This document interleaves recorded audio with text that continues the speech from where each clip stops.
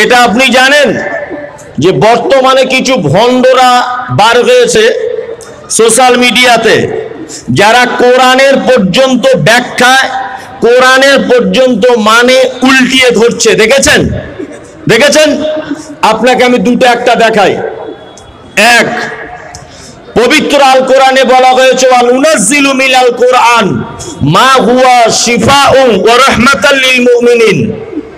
আল্লাহ তাআলা বলছেন পবিত্র আল কোরআনে এমন কিছু আমি অবতীর্ণ করেছি যেটা মুমিনদের জন্য, মানুষদের জন্য শিফা, আরোগ্য, আর মুমিনদের জন্য এটা করুণা। এটা আল্লাহ সুবহানাহু ওয়া তাআলা বলছেন শিফা। এমন কিছু আবিষ্কার করেছি কোরআনে যেগুলো মানুষের অনেক রোগের প্রতিষেধক। কিছু হুজুরেরা এই শেফা শব্দ দিয়ে রোগ ধরতে গিয়ে ব্যাখ্যা করেছে যে কোরআনে যে সব রোগের ঔষধ, তার মানে কোরআন এরকম সাদা কাগজের তাবিজের আকারে ভালো করে জুত করে লিখে হাতে বেঁধে দাও। কিছু হুজুরেরা ফতোয়া দিচ্ছে, দিচ্ছে না? দিচ্ছে, দিচ্ছে। অনেক হুজুরেরা বানছেও কি বানছে না? বানছে। অথচ আল্লাহ সুবহানাহু ওয়া তাআলা এখানে শিফা বলতে কি বুঝিয়েছেন, কোন রোগের কথা বুঝিয়েছেন, এটা আলেম ওলামারা একবারও যাচাই করার প্রয়োজন বোধ মনে করলেন না। আচ্ছা, সুদ এটা একটা সমাজের রোগ কি রোগ নয়? রোগ তো, রোগ। একটা ছেলে একটা মেয়ে ব্যভিচার করেছে, এই ব্যভিচার আমাদের সমাজে একটা রোগে পরিণত হয়েছে না? হয়েছে। ভাই ভাই জমি জায়গা নিয়ে মারামারি, এটা আমাদের সমাজে একটা রোগে পরিণত হয়েছে না? হয়েছে। আপনার ঘুষ, এটা সমাজে একটা রোগে পরিবর্তন হয়েছে কি হয়নি? হয়েছে।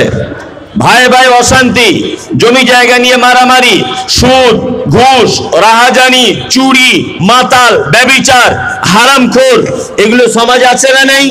আছে। আল্লাহ সুবহানাহু ওয়া তাআলা বোঝাতে চেয়েছেন যে প্রত্যেক সমস্যার ঔষধ আমি পবিত্র আল কোরআনের ভিতরে দিয়ে দিয়েছি। কোন মানুষ যদি সুদ খায় তার কিভাবে চিকিৎসা করতে হবে কোরআন সেটা বলবে। পিতামাতার সঙ্গে কেউ যদি অসৎ ব্যবহার করে সেই বেটাকে কিভাবে চিকিৎসা করতে হবে এটা কোরআন মাজিদ বলেছে। কোরআন মাজিদ বলেছেন অন্যের অর্থ আত্মসাৎ করে নেওয়া কত বড় পাপ, এটা কোরআন মাজিদ তার চিকিৎসা করে দিয়েছে। এই চিকিৎসার কথা আল্লাহ সুবহানাহু ওয়া তাআলা বলছেন। আর 2-3 নাম্বার জিলাপি হুজুর বলছে যে তাবিজ পরে ঘুরতে হবে, এটা ব্যাখ্যা করছে। তাই আপনাকে আমি খুব যুক্তি তর্ক দিয়ে বুঝিয়ে দিব, তবে চেঁচামেচি বেশি হচ্ছে তো আমি মনোযোগী অন্যদিকে চলে যাচ্ছে। কথা বলিয়েন না, স্টেজে যারা আছেন, বাইরে যারা আছেন, আপনাকে আমি বোঝানোর চেষ্টা করছি যে হযরত মুহাম্মদ সাল্লাল্লাহু আলাইহি ওয়াসাল্লাম যে শেষ নবী, এটা আপনি প্রমাণ করবেন কেমন করে? জলসা কমিটি আমাকে চেনে না, আমাকে জানেও না, তা আমাকে ফোন করেছে হঠাৎ একদিন, ফোন করে বলছে আপনার নাম মমতাজুল ইসলাম? বলছে হ্যাঁ আমার নাম মমতাজুল ইসলাম। বলছে আমাদের মালদা জেলা শামসির এলাকায় একটা জলসা হবে, মসজিদের উন্নতি গল্পে, আপনি আসতে পারবেন? হ্যাঁ আসতে পারবো। তা বলছে ঠিক আছে, তাহলে আপনার ডেট থাকলো অমুক তারিখে। ঠিক আছে, ডেট কনফার্ম। জলসার দিন এসেছে। এখন জলসার দিন আসার পরে আমি মোটামুটি মগরিবের আজান দিচ্ছে তখন মসজিদে ঢুকে গেছি। আমাকে জলসা কমিটি জিজ্ঞাসা করছে আপনার নাম কি? আমি বললাম আমার নাম মমতাজুল ইসলাম। আপনার আব্বাজির নাম কি? আমার আব্বার নাম মোহাম্মদ মুস্তফা। গ্রামের নাম কি? আমার গ্রামের নাম ফলদি। থানা কোথায়? দত্তপুকুর। জেলা উত্তর 24 পরগনা। ছেলে মেয়ে কটা? এক ছেলে এক মেয়ে। তোমার জন্ম কত তারিখে? 2-3-1990 সালে। তা বলছে আচ্ছা ঠিক আছে, আপনি তাহলে মমতাজুল ইসলাম। আর একজন লোক এসেছে, সে মাগরিবের নামাজ পড়ে বসে আছে। তাই কমিটির লোক জিজ্ঞেস করছে ভাই আপনার বাড়ি কোথায়? বলছে আমার বাড়ি উত্তর 24 পরগনা। বলছে নাম কি? বলছে মমতাজুল ইসলাম। বাপের নাম মোহাম্মদ মুস্তফা। ছেলে মেয়ে কটা? একটা ছেলে একটা মেয়ে। জন্ম কত তারিখে? না 2-3-1990 সালে। আচ্ছা বলুন তো, আমরা দুজন সেম অ্যাড্রেস দিলাম, একদম সেম। আচ্ছা বলুন তো, আমরা কি দুজনাই মুমতাজুল ইসলাম, না যে কোনো একজন মিথ্যাবাদী? কোনটা? যে কোনো একজন মিথ্যাবাদী আর একজন সত্যবাদী।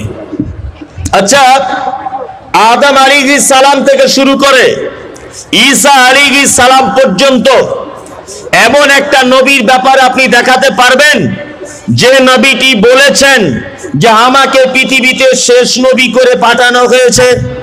বলেছেন? বলেনি। একজন মাত্র নবী বলেছেন যে আমাকে তোমাদের মাঝে শেষ নবী করে পাঠানো হয়েছে। তিনি কে? মুহাম্মদ সাল্লাল্লাহু আলাইহি ওয়াসাল্লাম। মাঝখানে যদি একজন মানুষ যদি বলে দিত যে আমাকে শেষ নবী করে পাঠানো হয়েছে, তাহলে ভেজাল লাগতো কি লাগতো না? ভেজাল লেগে যেত। এখানে ভেজাল লাগার কোনো জায়গা নেই।